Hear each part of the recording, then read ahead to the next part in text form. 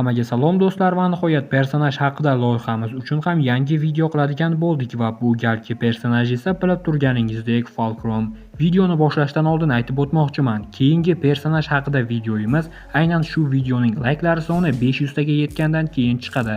Shunday ekan, layk bosib obuna bo'lishni unutmang. Falcrum 1-marta 2008-yilda Abadiylar 3 komiksining 7-nashrida oddiy barmen sifatida paydo bo'ladi. Falcrum so'zini ingliz tilidan tarjima qiladigan bo'lsak, tayanch nuqta degan ma'noni bildiradi. Uning vazifasi ham aynan shunday: koinot muvozanatini saqlash. Mualliflar Daniel hamda Charles Nauflar, rassom esa Daniel Acuna. Falcrumni yaratishdan maqsad Marvel abadiylarga kattaroq e'tibor qaratmoqchi bo'ladi va Celestiallar kuchini boshqara olmay qolishdan cho'chiydi. Shu sabab Celestiallarni boshqarish uchun aynan Falcrum personajini yaratishadi. O'zi Vestable nomli barga o'xshash noma'lum maskanda yashaydi. Bu joy bar ko'rinishidagi o'tish nuqtasi hisoblanadi. Barcha kosmik mavjudotlar, xususan abadiylar ham o'lgandan keyin aynan shu joyga kelishadi. Falcrum esa ularni kutib oladi.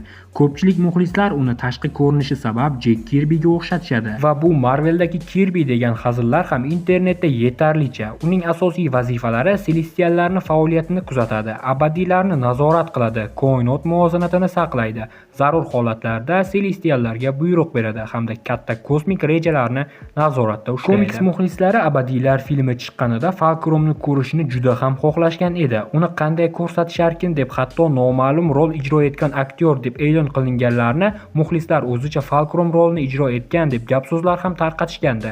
Afsus, Marvel bunaqa katta personajni hali boshqara olmaymiz deya bizga xitob qildi. Kuchi haqida hech qayerda ma'lum bir gap-so'zlar yo'q, lekin komikslarga nazar soladigan bo'lsak, Celestiallar, xususan Dreaming Celestial va hatto kuzatuvchi ham uning oldida doimiy hurmat bilan turgan. Ya'ni shu narsani o'zi ham Falcrum ulardan yuqoriroqda turishini ko'rsatib beradi. Qobiliyatlarga kelsak, hech qaysi komiksda bu qobiliyatning cho'qqisi deyilmagan va ko'rsatilgan qobiliyatlar ham oxirgilari deyilmagan. Komikslarda ko'rsatilgan qobiliyatlari quyidagilar: reallikni boshqarish, teleportatsiya, istalgan joyda paydo bo'lish, vaqtdan tashqarida yashash, o'limni nazorat qilish, hayotni tiklash, kosmik energiyani boshqarish, cheksiz bilim, cheksiz idrok. Marvel rasmiy manbalarda biz Falcrumni maksimal kuchini ocha olmaymiz deya izoh bergan. Biz bilgan deyarli barcha abadiylar bilan uchrashgan. Eng qiziq joyiga ham keldik. Falcrum kimlar bilan jang qilgan? Hech kim bilan. Tasavvur qilyapsizmi? Deyarli barcha personajlar ma'lum bir janglarda qatnashgan, lekin Falcrum umuman jang qilmagan. Sababi Falcrum bilan jang qilish hech kimga keragi yo'q va unga qarshi chiqa oladigan personajlar barmoq bilan sanarli hisoblanadi.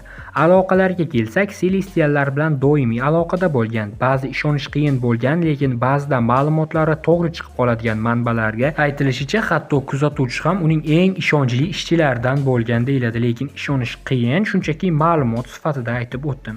Endi shunga o'xshash bir nechta ishonchsiz teoriyalarni ham aytib o'taman. Bu aniq yolg'on, lekin qiziq eshitiladi, shu sababdan ham sanab o'tsam.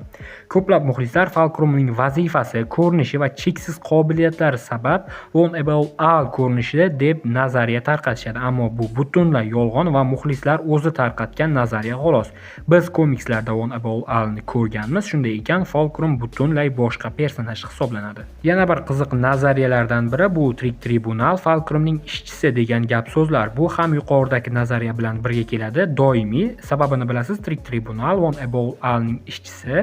Shu sabab bu ikki nazariya doimiy birga keladi. O'zi komikslarda bir necha marotaba ko'ringan xolos. Bu personaj menga ma'lumlari Abadiylar komiksining 7, 8, 9 nashrlarida ko'ringan.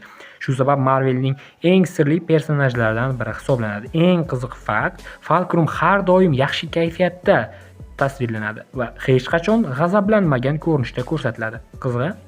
Xullas, o'zi komikslarda kam ko'ringan personaj haqida kamroq bo'lsa-da ma'lumot topib video qilishga harakat qildim. Shunday ekan, layk bosib obuna bo'lishni unutmang. Yangi videolarda ko'rishguncha o'zingizni ehtiyot qiling.